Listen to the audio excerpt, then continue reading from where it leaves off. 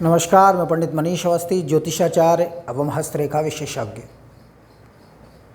देखिए, आज हम मकर राशि या मकर लग्न पर बृहस्पति के गोचर का विचार करेंगे। 1 मई 2024 वैशाख मास की कृष्ण पक्ष की अष्टमी तिथि को बृहस्पति ने दोपहर 12:55 पर सूर्य के नक्षत्र कृतिका के द्वितीय चरण में प्रवेश किया और बृहस्पति मेष राशि से निकलकर वृषभ राशि में आ गए और ये इसी राशि में लगभग 1 वर्ष तक गोचर करते रहेंगे। 2025 14 मई ज्येष्ठ मास की कृष्ण पक्ष की द्वितीया तिथि को रात्रि 10:35 पर यह मंगल के नक्षत्र मृगशिरा के तृतीय चरण में प्रवेश करेंगे और इस चरण परिवर्तन के साथ ही बृहस्पति मिथुन राशि में प्रवेश कर जाएंगे और वृषभ राशि पर इनका संचार समाप्त हो जाएगा। तो कहने का मतलब यह है कि 1 मई 2024 से 14 मई 2025 तक बृहस्पति का गोचर वृषभ राशि में होता रहेगा।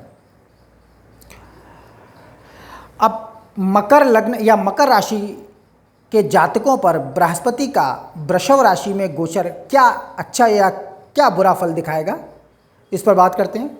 जिनका जन्म लगन मकर राशि है, यानी जिनकी जन्म कुंडली मकर लग्न की है, उनके ऊपर यह गोचर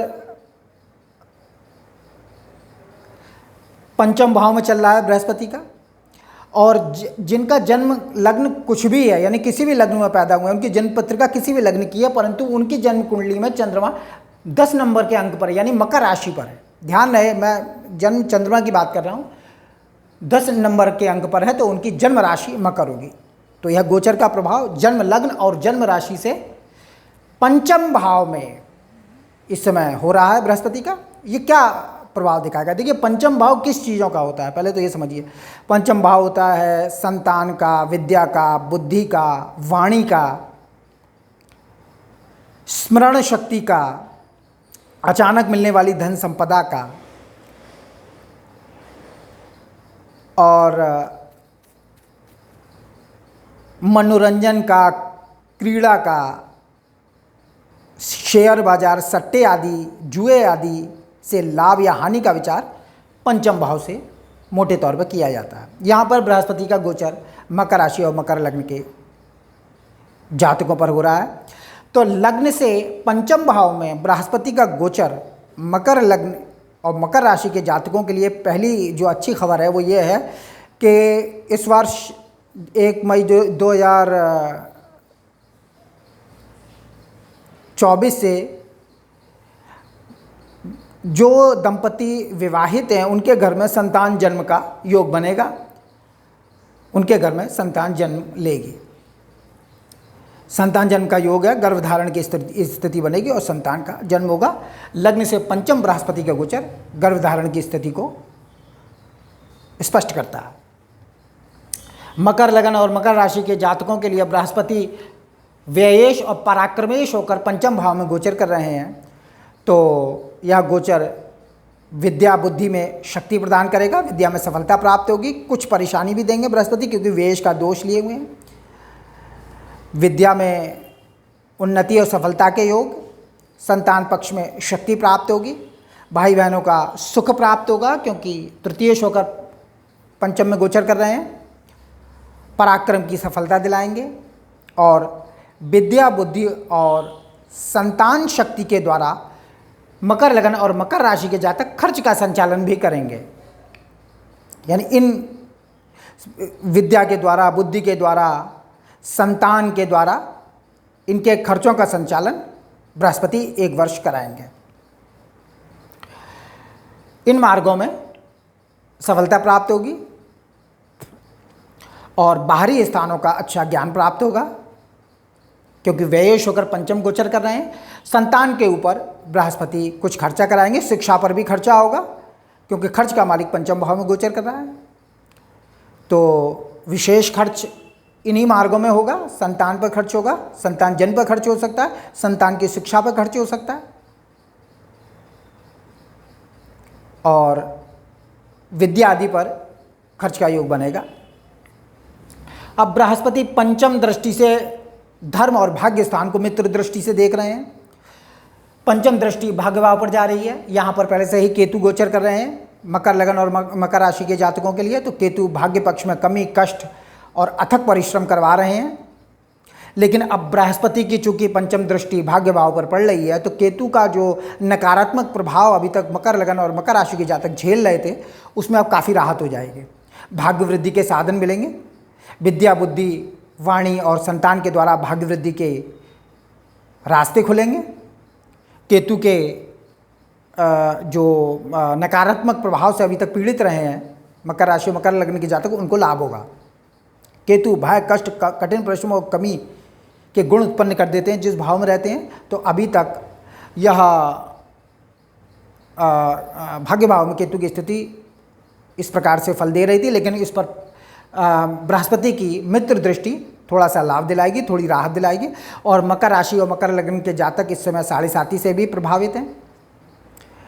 इन पर साढ़े साथी का अंतिम चरण चल रहा है। साढ़े साथी मकर लगन और मकर राशि के जातकों पर 29 मार्च 2025 को समाप्त हो जाएगी। वैसे मकर लग्न और मकर राशि शनि की स्वयं की राशियां हैं और शास्त्रानुसार मकर लगन और मकर राशि को शनि ज़्यादा परेशान नहीं करते हैं, क्योंकि स्वयं की राशियां होती हैं। जो लोग मकर लगन और मकर राशि के जातक होते हैं, वह प्रायः देखा गया है कि साढ़े साथी और ढैया में इनका बल्कि उनको लाभ की प्राप्ति होती है। लेकिन अगर कुछ जातक अगर इससे नकारात्मक रूप से प्रभावित हो रहे हैं साढ़े साथी से, तो 29 मार्च 2025 को यह साढ़े साथी समाप्त हो जाएगी। तो यह साढ़े साथी की समाप्ति का काल होगा। भाग्य वृद्धि होगी। कुछ धार्मिक यात्राएं हो सकती हैं और उच्च शिक्षा की प्राप्ति के भी योग बनेंगे। पूजा पाठ आदि का कार्य इस एक वर्ष में मकर लगन और मकर राशि के जातक विशेष रूप से करेंगे। भाग्य वृद्धि होगी। धन धान्य की अचानक से प्राप्ति कराएंगे बृहस्पति, क्योंकि पंचम भाव में बैठकर भाग्य भाव को देख रहे हैं। पंचम भाव अचानक से धन प्राप्ति का भाव भी होता है। अब बृहस्पति सप्तम दृष्टि से लाभ स्थान को मित्र दृष्टि से देखेंगे।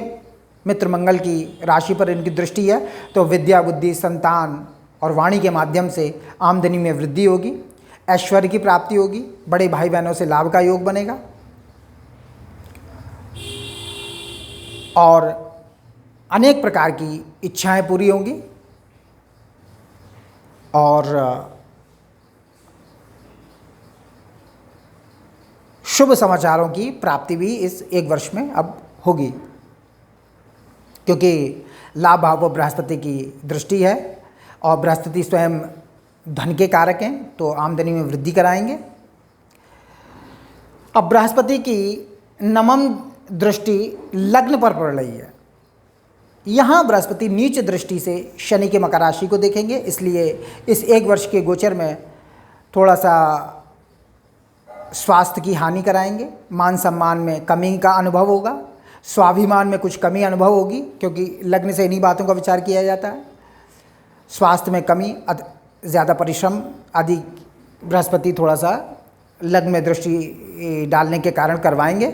मान सम्मान की थोड़ी सी कमी का अनुभव भी हो सकता है। स्वाभिमान में कमी अनुभव करेंगे। दौड़ धूप अधिक हो सकती है। पराक्रम की अधिकता होगी। तो इस प्रकार से बृहस्पति पंचम संतान स्थान में गोचर कर रहे हैं और यहाँ से बैठकर वह धर्म त्रिकोण के सभी अंगों को प्रभावित कर रहे हैं। लग्न, पंचम और नवम यह धर्म त्रिकोण माना गया है और बृहस्पति इस समय स्वयं धर्म के कारक होकर धर्म त्रिकोण के तीनों अंगों को प्रभावित कर रहे हैं। पंचम, नवम और लग्न, इन पर बृहस्पति की दृष्टियाँ पड़ रही हैं। तो इन मार्गों में वृद्धि होगी, भाग्य वृद्धि होगी। संतान का जन्म बनेगा इस वर्ष 1 मई 2024 से 14 मई 2025 के कालांश में। विद्या, बुद्धि, वाणी की सफलता होगी। आमदनी में वृद्धि होगी। भाई बहनों को सामान्य सुख मिलेगा। विद्या, बुद्धि, वाणी और संतान के माध्यम से खर्च की पूर्ति करते रहेंगे। बाहरी स्थानों का